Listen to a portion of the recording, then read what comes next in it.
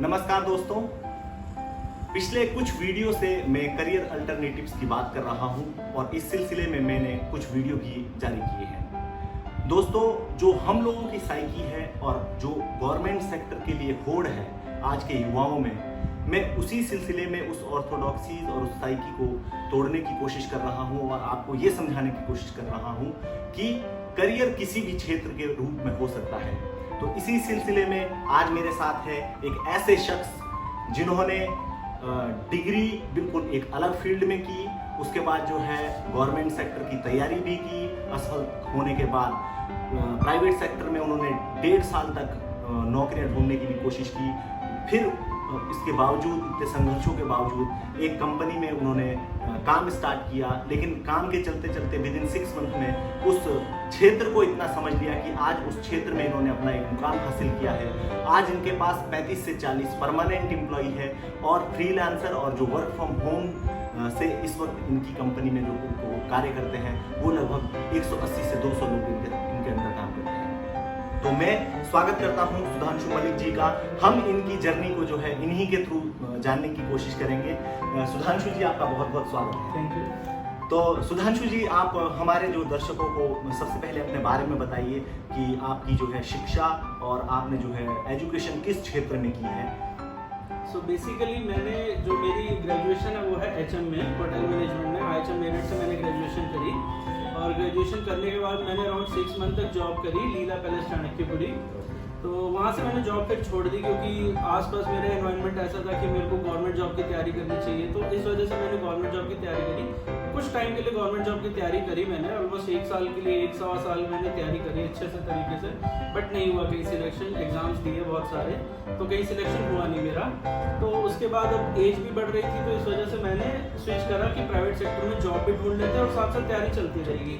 But ना तैयारी सही से हुई और ना ही मेरे को जॉब मिली। टोटल 1 से 1.5 साल के अंदर अंदर मैंने अराउंड 27-28 इंटरव्यूज दिए और सारे के सारे इंटरव्यूज में रिजेक्ट हो गया मैं। तो ये देखिए कि 27 to 29 इंटरव्यूज देने के बाद तो एक प्रेशर होता है, जो सोशल प्रेशर होता है, घर वालों का जो प्रेशर होता है, तो उस प्रेशर को आपने कैसे हैंडल किया? क्योंकि ये एक ऐसा दौर होता है कि जब आप गवर्नमेंट सेक्टर की तैयारी कर रहे हो, अगर आप फेल होते हो, कुछ एग्जाम्स में फेल होते हो, तो ऑटोमेटिकली वो प्रेशर बढ़ जाता है। तो प्रेशर बढ़ने के बाद जो है फिर आप इधर उधर दूसरी जगह ट्राई करने की कोशिश करते हो, लेकिन दूसरी जगह भी अगर नहीं होता है तो फिर वो सोशल प्रेशर बहुत ज़्यादा बढ़ जाता है। तो आप हमारे युवाओं को कैसे कहना चाहोगे कि आपने जो है जो 27 बहुत ही एक बड़ा फिगर है, 27 बार अगर फेल होना तो अपने आप में ही आदमी टूट जाता है। तो आप युवाओं को क्या संदेश देना चाहोगे कि जो है किस प्रकार से आपने उस प्रेशर को? क्या होता है, ये सारा का सारा जो खेल है ना कि प्रेशर पड़ता है, साइकोलॉजिकली प्रेशर तुम्हारे ऊपर आएगा, फैमिली का प्रेशर तुम्हारे ऊपर आएगा, सोशल प्रेशर तुम्हारे ऊपर आएगा। ये सारा का सारा आके तुम्हारे दिमाग पे लैंड कर रही है सारी चीजें, ठीक है। तो तुम्हें अपने दिमाग को शांत करना पड़ेगा सबसे पहले इन चीजों के लिए, ठीक है। प्रेशर तो तुम्हारे ऊपर आउटसोर्स हो ही रहा है, मतलब दूसरे तरीके से तुम्हारे ऊपर प्रेशर आ ही रहा है। तुम्हें उसको रोकना है अपने दिमाग में, तुम्हें समझना है कि तुम कर सकते हो इस चीज को, ठीक है। जो हो रहा है वो होने दो, कोई दिक्कत नहीं। तुम अपनी मेहनत करते चलो, रिजल्ट कहीं ना कहीं आएगा। तुम्हें देर हो सकती है बट जरूर आएगा रिजल्ट। मेरे साथ भी हुआ। मैंने 27-28 इंटरव्यूज देने के बाद मेरे को बहुत ज्यादा मैं अंदर से टूट भी रहा था, बट अंदर अंदर कहीं ना कहीं लगता था कि कुछ तो करूंगा, कुछ तो है मेरे लिए, बस मुझे वो ढूंढना है। और वो कैसे ढूंढ सकता हूँ वो मैं ही जानता हूँ और कोई नहीं जानता मेरे को। तो फिर आप अपनी जर्नी बताइए कि 27 इंटरव्यू के बाद फाइनली आपको जॉब मिलती है, थोड़ा उसके बारे में बताइए। सो 27 इंटरव्यूज के बाद फाइनली मुझे जॉब मिली। एक कंपनी में, गुड़गांव की कंपनी है, कंटेंट राइटिंग की मुझे जॉब मिली। तो मैंने अंदर घुसने के बाद उसको, क्योंकि मेरे लिए वो प्रोफाइल भी नहीं थी ज़्यादा, मैं उसके बारे में जानता नहीं था, तो थोड़ा बहुत मैंने 6-7 महीने में पढ़ा था उसके बारे में ऑनलाइन, वो सब मेरे को पता था। ऐसे मुझे इतना कुछ पता नहीं था। बट मेरे को जो जॉब मिली, मैंने अंदर घुसने के बाद उस दिन कसम खा ली थी कि मेरे को 3-4 महीने में वो नॉलेज गेन करनी है जो इस फील्ड में बैठा बंदा 6 साल से लेकर बैठा हुआ है नॉलेज को। तो 3-4 महीने में उसके अंदर मैंने लग के पढ़ाई करी, लग के पूरी इंडस्ट्री को समझा, लग के राइटर्स से बात करता था मैं, राइटर्स को समझा मैंने कि राइटर्स किस तरीके से काम करते हैं। इंडस्ट्री 3-4 लेवल पे काम करती है, पार्ट टाइम वर्कर्स के साथ काम करती है, राइटर्स के साथ काम करती है, फुल टाइम राइटर्स के साथ करती है, इन हाउस राइटर्स के साथ काम करती है, उसके बाद फ्रीलांस राइटर्स में काम करती है, घोस्ट राइटर्स में काम करती है, और उसके बाद अलग अलग सेक्शंस हैं। मैंने अपनी वेबसाइट पे भी सेक्शंस डिवाइड किए हुए हैं राइटर्स के, तो अलग अलग सेक्शंस में काम करती है पूरी इंडस्ट्री। फिर उन सारे सेक्शंस को हमने समझा कि वो सेक्शंस किस तरीके से काम करते हैं, क्या उनका फ्लो है काम करने का, वो सारा। फिर उसके बाद किस तरह की डिमांड्स आती हैं मार्केट में राइटर्स को लेके, फिर राइटर्स से किस तरह की डिमांड्स करती हैं कंपनियां, वो सब मैंने समझा। 3 से 4 महीने मेरे को लगे ये सारा कुछ समझने में। तो फिर आपने ये कब डिसाइड किया कि जो है आपको अब एक अपना ही एक काम शुरू करना है, एक अपनी कंपनी बनानी है, और ये आपको कब लग गया था कि आप इस क्षेत्र में काम जो सीख रहे हैं, जो जॉब कर रहे हैं, कि नहीं अब मुझे जो है कुछ इस तरह का अपना ही एस्टेब्लिश करना है? देखो क्या हुआ, सबसे पहले जब 2018 में मैंने जब ज्वाइन करा ना एक कंपनी को, तो वहाँ पे जाने के बाद मैंने जब थोड़ा बहुत जॉब करी, मेरी क्योंकि सैलरी स्टार्टिंग जो थी वो सिर्फ 18,000 सैलरी थी, तो 18,000 में कुछ नहीं होता आज के टाइम में, ठीक है। हालांकि ये चीज़ उस टाइम दिमाग में नहीं थी, उस टाइम ये था कि थोड़ा सा और ग्रोथ मिले तो अच्छी बात है, ठीक है। तो मैंने क्या करा, मैंने फ्रीलांस में प्रोजेक्ट उठाए, ठीक है। मेरी लाइफ का सबसे पहला प्रोजेक्ट था जिसकी कॉस्ट थी 70,000, ठीक है। वो प्रोजेक्ट मेरे को ऐसा था कि विद इन अ वीक मेरे को करके देना था सारा कुछ। कॉस्ट 70,000 थी। मैंने पूरी मेहनत से, क्योंकि मेरे पास 18,000 की सैलरी भी मेरे को 1.5 साल की इतनी मेहनत के बाद, इतने रिजेक्शंस के बाद मिल रही थी, तो 70,000 का प्रोजेक्ट वो भी विद इन अ वीक मेरे को करके देना, तो मेरे लिए बहुत बड़ी चीज़ थी, मोटिवेशन। हाँ, तो मैंने उस प्रोजेक्ट के लिए शायद 2-2 घंटे सोता था, और मैंने पूरा प्रोजेक्ट कंप्लीट किया 7 दिन के अंदर। आज तक उसकी पेमेंट नहीं है। चलिए, ये जो है ये तो बहुत ही इंटरेस्टिंग है कि देखिए मोटिवेशन आपकी लाइफ में हो तो आप कितनी मेहनत कर सकते हैं, क्योंकि वो ड्रीम्स जो है वो नहीं है जो आप सपने सोते हुए देखते हैं, ड्रीम्स वो है जो आपको सोने नहीं देते। एपीजे अब्दुल कलाम ने ये कहा था। तो अभी जो है आप ये बताइए कि फिर आपने अपनी जो कंपनी स्टार्ट करी, थोड़ा उसके बारे में बताएंगे, क्योंकि ये कंटेंट राइटिंग और ये बिल्कुल नया क्षेत्र है, बहुत ही कम लोग इसके बारे में जानते हैं। जो मेरा प्रोजेक्ट था ना, जो मेरा जिस पे मेरे को 70,000 की पेमेंट थी और आज तक जो पेमेंट नहीं आई, वहाँ से मेरे को एक चीज़ क्लिक करी कि अगर मैं नया राइटर हूँ, अगर मेरे साथ हो रहा है तो मार्केट में तो, और क्योंकि डिजिटल मार्केटिंग की और ये इंटरनेट की जो है ना, हम ऑलमोस्ट 2 डेकेड से देख रहे हैं जो इतनी बड़ी मार्केट एस्टेब्लिश हो रही है वर्ल्ड वाइड, इंडिया में नहीं वर्ल्ड वाइड जो एस्टेब्लिश हो रही है, तो 2 डेकेड्स हुए हैं जिस मार्केट को बनते हुए, ठीक है। तो मैंने कहा जो 2 डेकेड से राइटर्स हैं उनके साथ भी तो ये प्रॉब्लम्स हो रही होंगी ना, तो उन प्रॉब्लम्स को समझना शुरू किया। पहले मैंने कंटेंट को समझा किस तरीके से काम करता है, फिर उनकी मार्केट के राइटर्स को समझा वो किस तरीके से काम करते हैं, उसके बाद मैंने वहाँ के बिजनेस मॉडल्स को समझा कि वो बिजनेस मॉडल राइटर्स को किस तरीके से डील करते हैं। फिर उसके बाद मैंने समझा कि अब राइटर्स की प्रॉब्लम क्या क्या है इस फील्ड में लेके। तो सबसे बड़ी प्रॉब्लम थी राइटर्स की कि इस तरीके से उनकी पेमेंट्स ले जाते थे बिजनेसेस, बहुत सारे बिजनेस होते थे, इंडिविजुअल्स होते थे, उनकी पेमेंट्स कभी करते ही नहीं थे, कभी डिले करते थे पेमेंट्स, तो इस तरीके से काम चलता था उनका। तो हमने सोचा कि चलो पहले इस चीज़ को एड्रेस करते हैं, ठीक है। तो मैंने फिर एड्रेस करने के लिए मैंने राइटर्स का एक ग्रुप बनाया, फ्रीलांस राइटर्स थे मेरे पास, उनको अपने ग्रुप में लाया और काम शुरू किया हमने। बट वही होता है कि जैसे अगर आप फ्रीलांस में काम कर रहे हो ना, तो आपको वो वैल्यू नहीं मिलती जो एक कंपनी के साथ मिलती है, ठीक है। तो मैंने फ्रीलांस में कुछ टाइम तक काम किया, अराउंड 3-4 महीने फ्रीलांस में काम किया मैंने। करने के बाद मैंने देखा जब हम इंटरव्यूज़ के लिए, मतलब हम इंटरव्यूज़ के लिए नहीं, जब हम मीटिंग्स के लिए जाते तो वो फ्रीलांस राइटर्स को ना उस तरीके से ट्रीट नहीं करते थे। तो हमने क्या करा, मैंने सोचा कि एक कंपनी बनाई जाए, ठीक है। आप फ्रीलांसर से एक डायरेक्टर पे आओ, ठीक है। अपने आप को आप जब तक प्रोजेक्ट नहीं करोगे, सामने वाला आपकी वैल्यू नहीं करेगा उस चीज़ के लिए।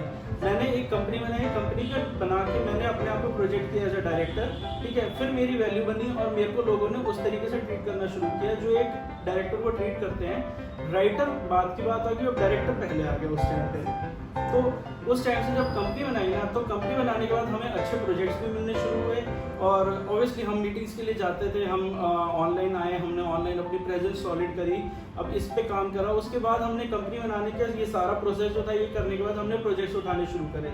तो ये सारा प्रोसेस था हमारा। बहुत ही अच्छा लगा ये सब चीज़ें जानकर। तो आप अपनी थोड़ी सी अपनी कंपनी के बारे में बताइए ताकि लोग जान पाए कि आपकी कंपनी का नाम क्या है। द कंपनी का नेम है imbibe English services private limited. ये कंपनी जो है कोर कंटेंट राइटिंग की कंपनी है, इंडिया की पहली रजिस्टर्ड कंपनी है, private limited company imbibe English services private limited. At present इस कंपनी में मेरे पास 35 ऐसे लोग हैं जो मेरे लिए काम करते हैं। उसके साथ साथ फ्रीलांस में मेरे पास 180 प्लस राइटर्स हैं।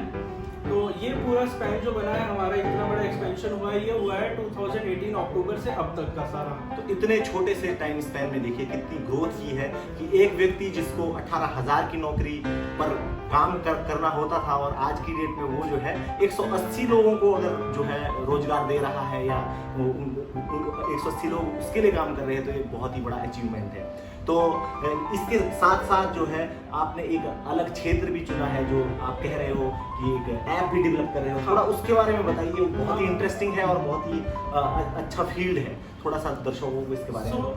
अभी क्या हुआ कि हमने जैसे अभी इंडिया चाइना का बहुत ज़्यादा एक कोल्ड वॉर टाइप शुरू हो रखा है, और ये अब एक्चुअली ग्लोबल लेवल पे हो रहा है, क्योंकि अमेरिका भी इन्वॉल्व हो गया है और भी बहुत सारी कंट्रीज इन्वॉल्व हो चुकी हैं इसमें, और एप्स भी हटाई जा रही है, बहुत कुछ करा जा रहा है। तो हमने सोचा कि कुछ ऐसा क्यों ना किया जाए कि हम अपनी ही इंडिया की मार्केट को यहीं के यहीं एंटरटेन कर दें। इसको चाहे एंटरटेनमेंट के पर्पज से बोल लो या मार्केट के पर्पज से बोल लो या किसी भी तरीके से बोल लो, ठीक है। तो एजुकेशन, एंटरटेनमेंट और मार्केटिंग पूरी की पूरी इसी ऐप के थ्रू हम करने की कोशिश कर रहे हैं। हमारी ऐप का नाम है एक बार आजा। नाम एक्चुअली हमने इसलिए ऐसा चुना क्योंकि अभी क्या होता है कि फॉरेन कंट्रीज की कोई ब्रांड्स या कंपनीज आती है, वो अपना नाम लेकर आती है और वो अपना नाम यहाँ सेटल कर देती है और लोगों में फैल जाता है। हम अपना नाम वर्ल्ड वाइड ले जाना चाहते हैं अब, ठीक है। तो नाम ऐसा चुना, एक तो कैची है, इंडियन मार्केट में हर किसी को और डेली बेसिस में हम बहुत बार यूज करते हैं इस नाम को, और इस नाम को अब मैं ऐप के थ्रू एक बार आ जाए, आप प्ले स्टोर पर सर्च कर सकते हैं, ऐप स्टोर पे भी आ जाएगी जल्दी, ठीक है। इस ऐप के थ्रू हम टिकटॉक जो है उसको खत्म कर देंगे बिल्कुल इंडिया में, ठीक है। टिकटॉक की जो छोटी मोटी मार्केट बची थी वैसे पूरी गवर्नमेंट ने खत्म कर दी, बची हुई मार्केट हम खत्म कर देंगे। एक ऐसी ऐप है जो बिल्कुल हर तरीके से प्योर इंडियन ऐप है, आत्मनिर्भर भारत की बनी हुई ही ऐप है पूरी की पूरी। बहुत ही शानदार। देखिए कि इनोवेशन जो है वो नेसेसिटी से आता है, और जब आदमी को जो है नीड होती है तो डेफिनेटली वो इनोवेशन की एरिया में आगे बढ़ता है। इंडिया चाइना का जो है टेंशन बढ़ा, टिकटॉक और ये सारी चीज़ें ऐप डेवलप हुई, उसने बहुत सारे युवाओं को मोटिवेट किया। उनमें से सुधांशु मलिक जी भी एक है, और इन्होंने जो है अपने डेवलपर्स के माध्यम से एक ऐप तैयार की है, एक बार आजा, जो एकदम टिकटॉक को रिप्लेस कर देती है। ये एक प्योर इंडियन ऐप है, और इस ऐप की पहले ही दिन जो है इस ऐप के लगभग 3500 डाउनलोड्स हुए थे जिस दिन इन्होंने प्ले स्टोर पर जो है लॉन्च की थी। अभी जो है अगर iOS के लिए भी अभी शायद इसका और जो iOS वर्जन है वो जल्दी इसका लाइव हो जाएगा, अगले मंथ तक इसका iOS वर्जन भी लाइव हो जाएगा। तो दोस्तों आप जो है ये ऐप मैं डिस्क्रिप्शन में सारे लिंक दे दूंगा, आप ऐप भी डाउनलोड कर सकते हैं, और सुधांशु जी की कंपनी जो है वो भी डिस्क्रिप्शन में मैं लिंक दूंगा, आप समझ सकते हैं, देख सकते हैं। और इस फील्ड के बारे में कोई भी जानकारी लेनी हो तो सुधांशु जी आपके सामने हमेशा सदैव हाजिर है।